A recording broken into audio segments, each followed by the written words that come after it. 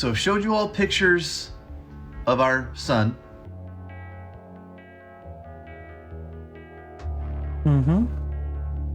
I've showed you all a history of people trying to create a simulator. It's the largest artificial sun, artificial light for scientific purposes. Limited clean power. In less than a century,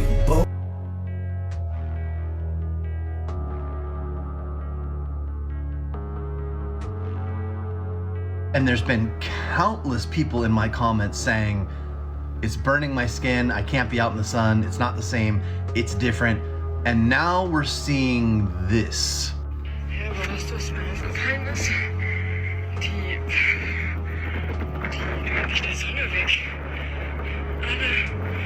That is sus.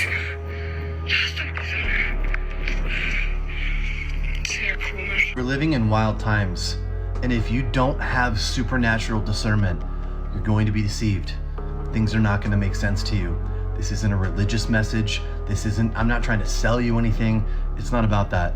But if you're not listening to the right frequencies, if you're not listening to the right people, if you're not hanging around with people that have intentionally tuned their hearts to heal and to be aligned with the Holy Spirit and the things that are righteous and pure, then you are setting yourself up for disaster. You are in a place where you're not going to be able to see and hear things properly. If you're okay with that, then more power to you. I pray the best for you. In the Garden of Eden, it was actually E-D-I-N, all right? And Enlil, he was known as Yahweh. He was the Lord, he was known as Satan, the Lord of Eden. Satan, the Lord of Eden. And Eden was an outside laboratory. And in this laboratory, when you read these texts, even some of the apocryphal texts, like the book of Adam, which was left out of the Bible, you discover that this was a mating ground. So they would start. So what happened first was they began with genetically modified people that were almost like clones. And the information on the cloning technique is at the Temple of Karnak in Africa, in Egypt, where I take people. And also there's more evidence or talk about it at the Temple of Dendera. And there's one more temple that has the birthing center. I think it's the Temple of Isis. And so they were making these people, but they couldn't make them fast enough. And these people couldn't have sex and reproduce on their own. So then they got very frustrated. So Isis says, okay, I have an idea. I'm gonna take the egg out of one of the beings and put it in my womb and take it to term. So it says in the text that they literally mixed their genetics with this egg, put it in her womb. So that's now making what we call a zygote in modern technology terms, right? In vitro fertilization, puts it in her womb, takes it to term for 10 months, and then gives birth to the Adamu, which means first man. And there's a cylinder scroll in the British Museum where she's holding up the baby, says, my hands have made it, the first man, Adamu. So that's where we get the first genetically perfected Homo sapien. I mean, come on. You seriously believe that? You seriously believe that? Tomorrow, the Vatican and the Pope are holding a press conference to discuss new norms for discerning supernatural phenomenon and apparitions. Apparitions is basically seeing a spiritual being that has passed, like the Virgin Mary or Jesus Christ. And of course, people are super skeptical about this because the last time something like this happened was 1979. So people are saying, why now? Skeptics believe that the Vatican is setting the stage for an event under Project Bluebeam, which is a conspiracy theory that says that the government is going to use super high-powered holographic technology to either show an alien invasion or the second coming of Christ to try to get mass amounts of people under a one-world government control. The crazy thing is I looked into apparitions and they are real and have happened throughout history. One of the most famous times happened in 1917. It's called the Apparitions of Fatima, Portugal, and it's when these three shepherd children, who you can see here, Lucia and her cousin Francisco and Jacinta, saw the Virgin Mary on 6 different appearances between May 13th, 1917 and October 13th, 1970. The Virgin Mary shared different secrets with these children that were later revealed, including the prophecy of the ending of World War I and the beginning of World War II with accurate details. But the children asked for her to give a bigger sign for all of the people who had heard about these apparitions. And on October 13th, 1917, there was an event called the Miracle of the Sun, where tens of thousands of people gathered to watch the sun do crazy things. Here's some real photos from the event. Witnesses said that they watched the sun spin around a bunch of times, that it was changing colors from blues to yellows to purples. Some said there was a flame of fire that went around it, and everyone said that the sun jutted out to earth. People also said that the ground was originally wet and that there were puddles from the rain before, and that it instantly dried everything up. Needless to say, it made believers out of tens of thousands. This was reported in all different types of newspapers around the world, including the Washington Post. I didn't know about any of this, and I find it to be supernatural, but also super cool. Does the Pope know something that we don't? Is something coming? I don't know, but either way, I'm very curious and intrigued to hear that press conference tomorrow and everything that they have to say. As always, I want to hear what you think about all of this. I mean, why is the Vatican all of a sudden interested in aliens and apparitions? Something's not right. Did you hear about the New York sports conspiracy theory? Ooh, what do we have? You ready? I am ready. New York sports is popping off right now. Does this relate back to 1969? No, 1994. Oh. Here we go. 1994, there was an earthquake in New York. That happened also this year. That happened this year as well. That's pretty crazy. 1994, the Rangers were the number 1 seed and won the cup. This year, the Rangers are the number 1 seed and are still currently in the playoffs. 1994, the Knicks were the 2 seed and went to the NBA Finals and lost. This year, the Knicks are the 2 seed and are still in the playoffs. That's pretty good. 1994, OJ was a huge topic of conversation. He died. This year, he passed away. Huge topic of conversation. So all the stars are aligning for the Rangers to win the Stanley Cup and the Knicks to lose in the finals. The way the Knicks look today, though, that's not going to happen. I think the Rangers can win the Stanley Cup this year. The Knicks, I don't think they can. But if they get there, that's a huge win for the franchise going into next year. Get another guy. I would love for them to get to the conference finals. If you could, would you swap the teams? Yes. I figured that. What kind of question is that? I would not. It's not that I don't care if the Rangers win. Just not, you're the fan. Yeah. And I will say that. I think you're a fan. I root for them. You guys think the Rangers gonna win? I want to tell you I apologize and I'm sorry for what I'm about to say, but as far as this music stuff, I won't be doing this music stuff anymore. I started this because this was my dream, and I wanted to make sure I could get me and my kids out the hood. It's always been my passion to rap. A while ago, I had signed a contract and I didn't know nothing about the business or this game out here. And just right I'm realizing that I signed my soul. I sold my soul to the devil. I signed my soul to the devil. I don't even own myself no more. I sold my soul to the motherfucking devil, and I done prayed, I prayed, and I prayed, and I prayed. It's just like, I don't know if God can get me out of this, and it's just like to the point where I don't even know, like I can't. I just want to say I'm sorry to my fans. I know y'all love me, I know y'all believe in me, but I can't. I didn't know what I was doing back then, and I lost passion. I don't even believe that. I don't even believe in myself no more because of what I did. I did not know the game was like this. And I'm just ready to go back to school. I'm just ready to move away and go to school. I just want to tell everybody I'm sorry. And I won't be making any more music until I'm out of this contract, and who knows if that'll ever happen. Like, who knows if that can ever happen. Hi, I'm Joel, and in case you didn't know this, my wife is really strange sometimes. I was out here today looking for some cicadas, and I was listening to them all chirp and do their thing, and it became rather apparent to me that there's not a lot of birds out here. I thought that was really strange. Like, I've been out here for 2 hours, and I hear them occasionally, but, like, you think you'd see them flying around eating all these cicadas. Like, they eat bugs, perfect food source. So anyway, my lovely wife comes home, so I decided to ask her, like, hey, this has been bugging me. Why do you think that I'm not seeing a whole lot of birds out here eating the cicadas? All right, why am I not seeing birds out there? The solar flares affect the bird drones.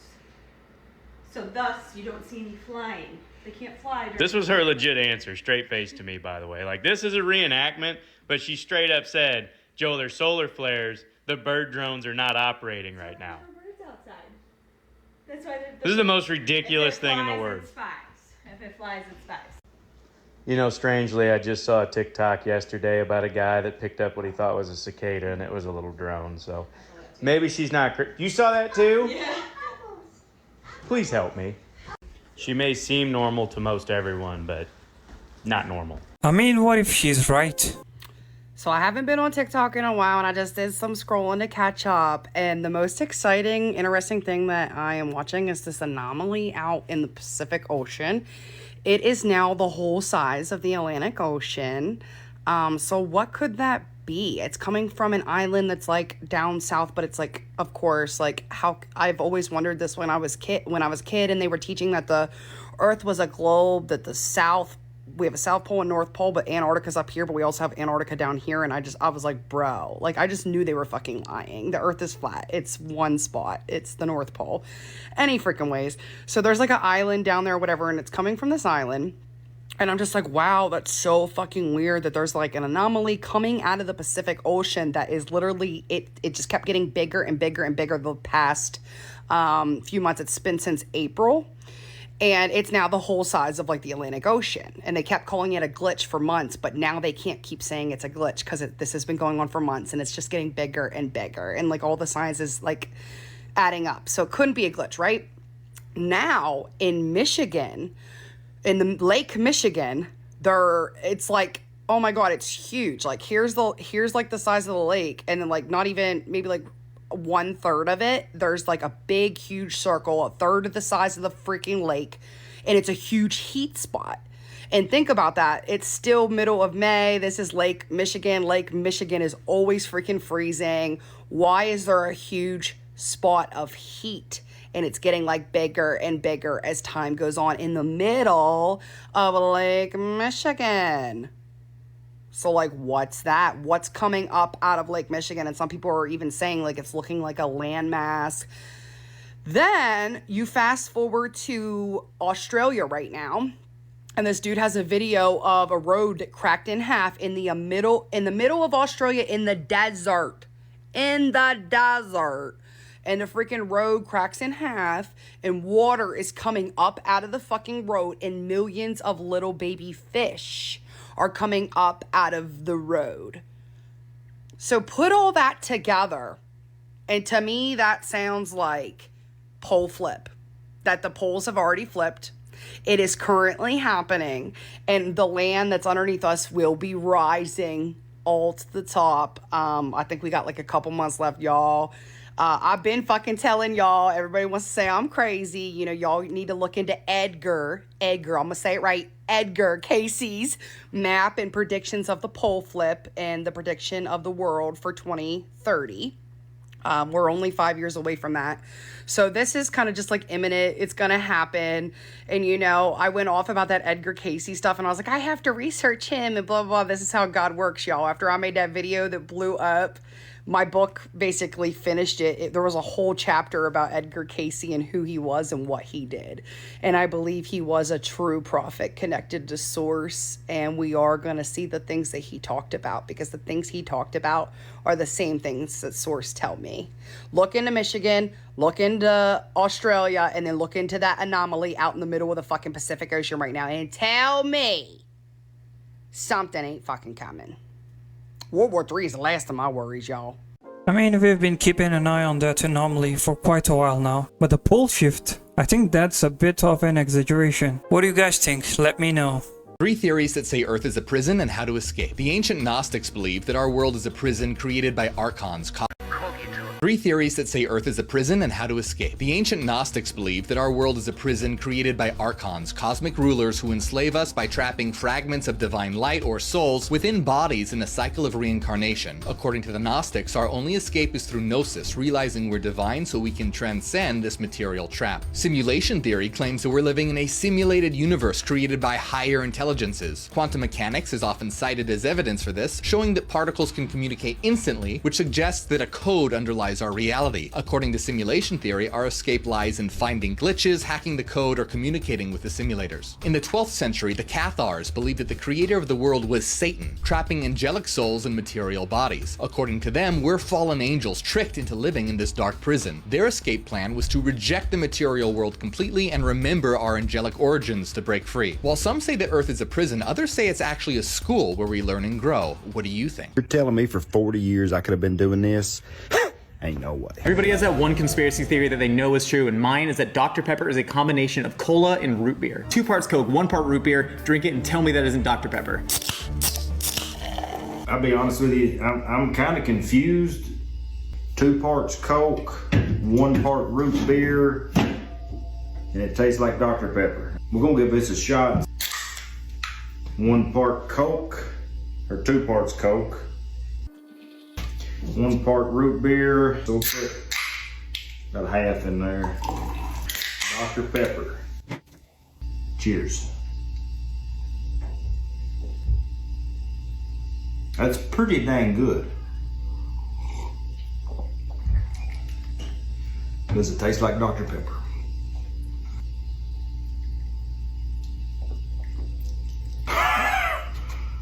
That's pretty close.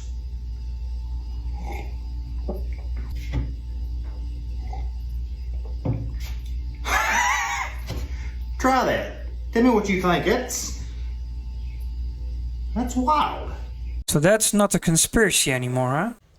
In this video, she shows us what tears look like under a microscope. Make sure you watch until the end and let me know what you think in the comments below.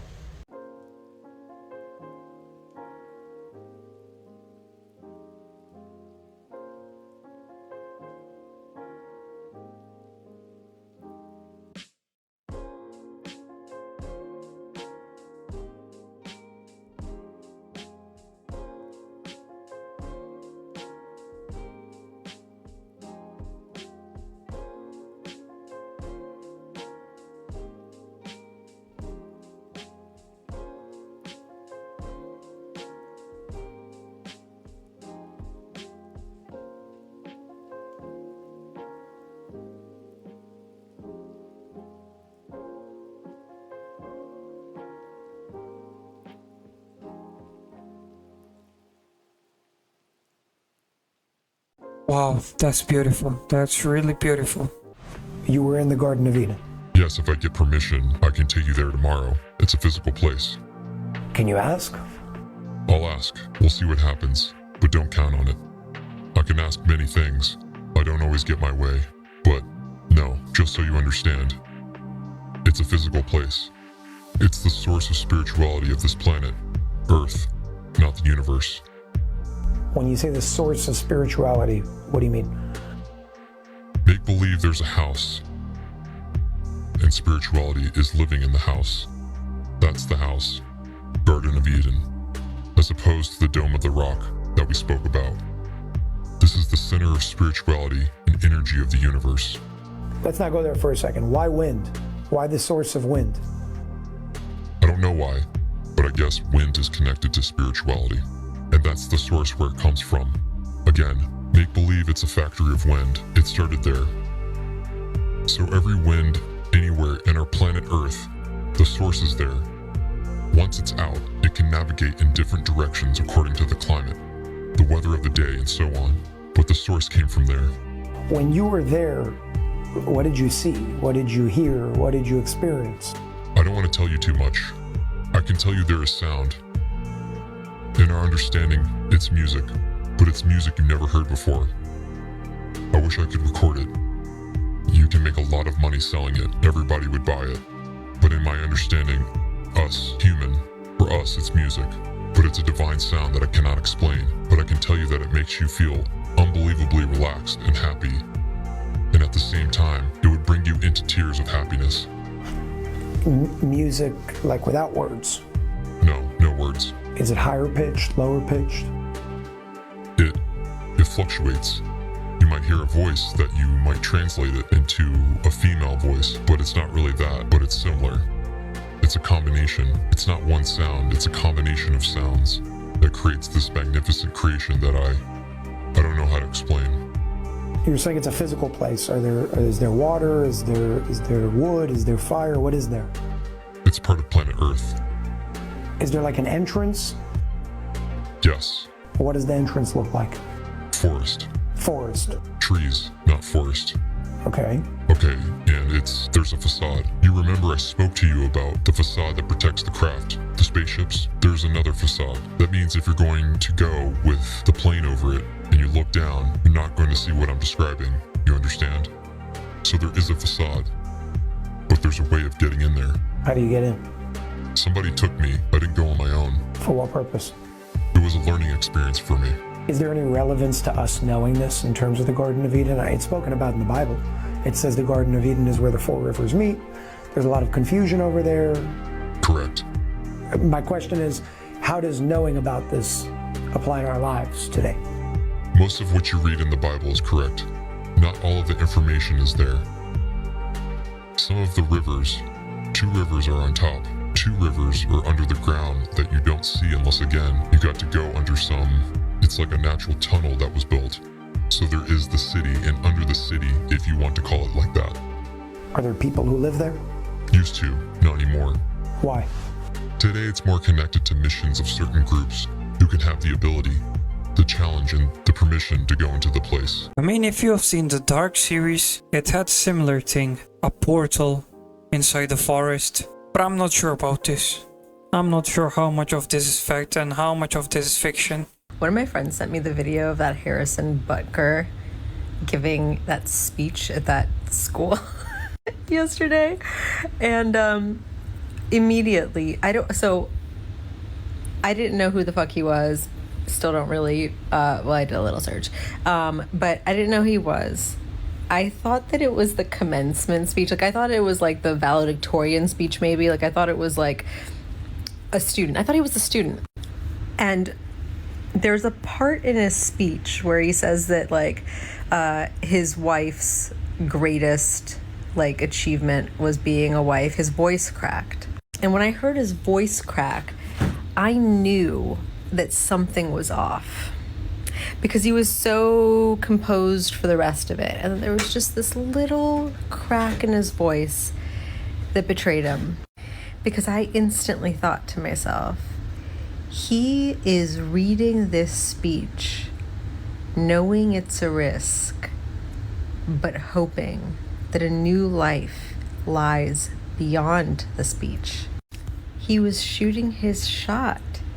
He had a platform to speak on, and he was hoping that he'd go viral and then maybe make a career out of public speaking engagements at ultra right-wing things. That's what I thought immediately when his voice cracked. Because who the fuck would say that shit? Who would say it? So when I told my friend that was my immediate thought, she was like, he plays for the NFL.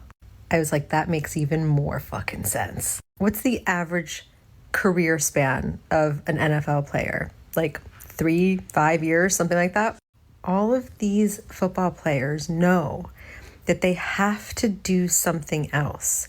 They can't play football forever. Getting gigs as like a talking head on or a commentator, a sports commentator is like ideal. Who's that football player who interviewed Cat Williams? Shannon? Shay? Landing a gig on something like, who was that guy who co-hosted with Kelly Ripa, that morning show?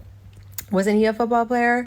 They know that they've got to get into media somehow so that they're not abusing their bodies forever. And you never know what's going to happen. You're rolling the dice every fucking time you go out on the field. So I imagined instantly that his agent and his manager are sitting in a room like, what are we going to do? What are we going to do to make our cash cow keep making us some money? We got to get him some speaking engagements. Let's capitalize on his looks and like appeal to like, I don't know, religious version of Andrew Tate fans. There's a huge market for ultra conservative talkers. And I think that they concocted a plan to go viral on TikTok specifically, because I 1000% believe that ad agencies and like marketers and things like that are 1000% really trying to make things go viral organically on TikTok, because when things do, they have a lot of success. And how many times have people accidentally made a name for themselves by going viral for saying some stupid shit? And I feel like this sounded like a planned fucking attempt at virality. And it was all from the voice crack. He was like, Harrison, all good things are on the other side of fear, let's go. He was like giving himself like a pregame pep talk. Anyway, that's the level of jaded I've gotten. Where are you?